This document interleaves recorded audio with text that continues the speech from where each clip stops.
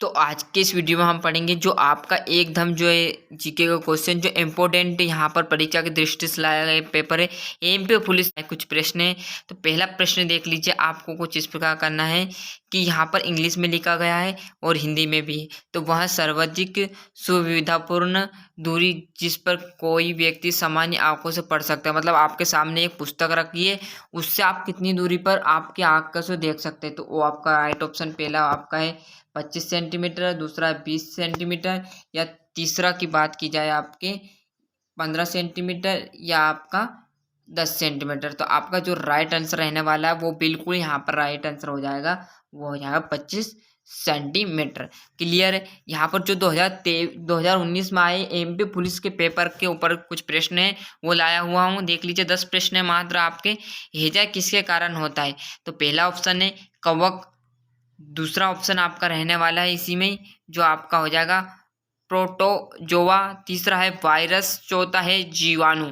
तो आपका मन में आपको ध्यान रखना है कि कौन सा है, और मैं बता देता हूँ आपका जो ऑप्शन है वो आपका आ जाएगा वायरस, बिल्कुल राइट आंसर। जिस बच्चों ने मन में सोचा था कि उसका जो आंसर वायरस है तो वो बिल्कुल राइट आंसर है। क्लियर है। तीसरा प्रश्न आप देखते हैं कि यहाँ पर इंग्लिश में विदिशा किस नदी के तट पर स्थित है? तो रीवा नदी, दूसरा है सोन, तीसरा है केन, और चौथा है बेतवा। तो जिस बच्चे का राइट आंसर यहाँ पर बेतवा हो गया, बिल्कुल राइट आंसर बेतवा है, वो क्लियर यहाँ पर 1 नंबर प्राप्त कर लेगा। देख लीजिए। दूसरे की बात की जाए, मानव अधिकार दिवस किस दिन मनाया गया? जो हमारा मानव अधिकार है, हमें मानव अधिकार कब प्राप्त किया गया? 1 सितंबर को, 10 नवंबर को, या 10 दिसंबर को, और चौथा जो आपका रहने वाला है वो आपका आ जाएगा, यहाँ पर चौथा ऑप्शन नहीं दिया है, तीनों ऑप्शन में से आपको करना है, तो वो आपका राइट आंसर जिस बच्चों का 1 सितंबर है वो एकदम राइट आंसर होने वाला है। क्लियर। यहाँ तक बात आपको यहाँ पर समझ में आ चुकी है। एमपी पुलिस के यहाँ पर पेपर रिटर्न है भैया आपका। दूसरा आपका प्रश्न है, प्रधानमंत्री श्री नरेंद्र मोदी जी की जीवनी। मोदी एक तारे का अतुल्य उदय के लेखक, मतलब किसने कहा था ऐसा कि जो मोदी जी है वो एक तारे के अतुल्य उदय है, मतलब एक तारा ऐसा होगा जो अतुल्य है, मतलब एक उभरते चांद की तरह आए ना मोदी जी हमारे जीवन में, वैसे ही यहाँ पर किस लेखक ने किया था? पहला है राजदीप सरदेसाई ने, तरुण विजय ने, राजीव श्रीवास्तव ने, रजत शर्मा ने। तो आपका राइट आंसर आपको बताना है, वो आपका राइट आंसर बिल्कुल होने वाला है जिस बच्चों का राजीव श्रीवास्तव है उसका बिल्कुल यहाँ पर क्लियर 1 नंबर प्राप्त कर लेगा। क्लियर है। आगे बढ़ते हैं। आपका है भारतीय रिजर्व बैंक की स्थापना कब हुई थी? तो हमारे यहाँ पर ऑप्शन दिए रहेंगे, 4 ऑप्शन दिए हैं। पहला ऑप्शन आपका यहाँ पर है 1949, 1947, 1927, या 9 मतलब इन चारों में से एक भी नहीं। ये ऑप्शन भी आपका दिए रहेगा भैया, ऐसा भी दे दे, नहीं तो आपको सूझ नहीं पड़े वहां पर कि ये क्या दे दिया। ये ऑप्शन 4 नॉन दिस, मतलब इन चारों में से, इन तीनों में से कौन सा भी नहीं। तो वो जिस बच्चों का यहाँ पर राइट ऑप्शन क्या हो जाएगा? 1949। जिस बच्चों का सही है वो 1 नंबर क्लियर यहाँ पर कर लेगा। आगे बढ़ते हैं। विद्या श्रेणी की सबसे ऊंची चोटी कौन सी है? तो आपके 4 ऑप्शन दिए रहेंगे, कौन कौन से?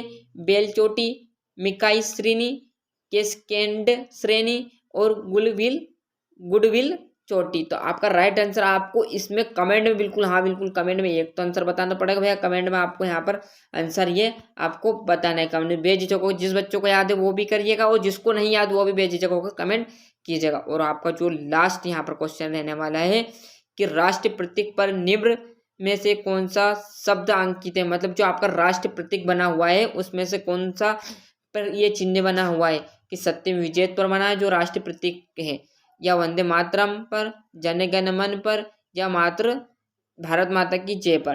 तो आपका जो लिखा हुआ है कि राष्ट्रीय प्रतीक पर निम्न चिन्ह, वो लिखा हुआ है जिस बच्चे का राइट आंसर सत्य में विजय थे, बिल्कुल राइट आंसर होने वाला है। और यहाँ पर देख लिया अच्छे से, मैंने बताते हैं। लास्ट क्वेश्चन आपका देख लीजिए, एक विषम ज्ञात कीजिए। मतलब एक विषम, यह आपका रीजनिंग में भी पूछ सकता है भैया। कैसे पूछ सकता है रीजनिंग में? रीजनिंग में आपको 4 ऑप्शन दे देगा, इसमें विषम छाटी है, जिसे वर्ग निकालने में आपने देखा होगा। तो जैसे हाथी, मतलब ये चिल्लाने के ऊपर से कि हाथी कौन सी आवाज हड़ता है, तो हाथी चिंगारना, मतलब हाथी चिंगारता, बिल्कुल क्लियर है। घोड़े हिनहिनाना, मतलब जो घोड़ा है वो हिनहिनाता पहले दौड़ने से पहले, क्लियर है। जो यहाँ पर तीसरा ऑप्शन देखिए, ऊँट एवं दहाड़ना, यह आपको देख लीजिए। चौथा आपका हो जाएगा कुत्ते एवं भौंकना, मतलब जो कुत्ते भौंकते रहते हैं। तो एक विषम की बात की जाती है, मतलब इसमें अलग कौन सा है आपको ये ध्यान रखना है। तो जो ऊँट है कभी भी दहाड़ते नहीं है, ये गलत बात है। जो शेर है वही दहाड़ते हैं, क्लियर है। कुत्ते भौंकते ये भी सेम है। हाथी चिंगारते बिल्कुल सत्य है। घोड़े हिले ना तो ये भी बिल्कुल सत्य बात। एक ऑप्शन गलत है सर, जो ऊँट है वो दहाड़ता नहीं है, शेर दहाड़ता। तो ये ऑप्शन गलत, मतलब ये राइट आंसर हो जाना है, क्योंकि एक विषम कहा था उसने। यदि एक गलत की कहता तो ये आंसर होता, एक विषम की कहा तो ये गलत हुआ, क्लियर है। तो आपका राइट आंसर होने वाला है वो आपका आ जाएगा हूट एम दहाड़ ना, क्लियर यहाँ तक। तो अच्छे से मेहनत कीजिए और चैनल पर नए हो तो चैनल को सब्सक्राइब कर लीजिए, साथ ही साथ नोटिफिकेशन को ऑन कर लीजिए। मिलते हैं इसके अगले वीडियो में। हर डेली आपके जो जीके के क्वेश्चन है, जो आपके यहाँ पर रिटर्न, जो आपके 2019 में जो पेपर हुआ था उस पेपर के हिसाब से यहाँ पर आपके क्वेश्चन लाते रहेंगे। पेपर के सारे क्वेश्चन यहाँ पर लाएंगे।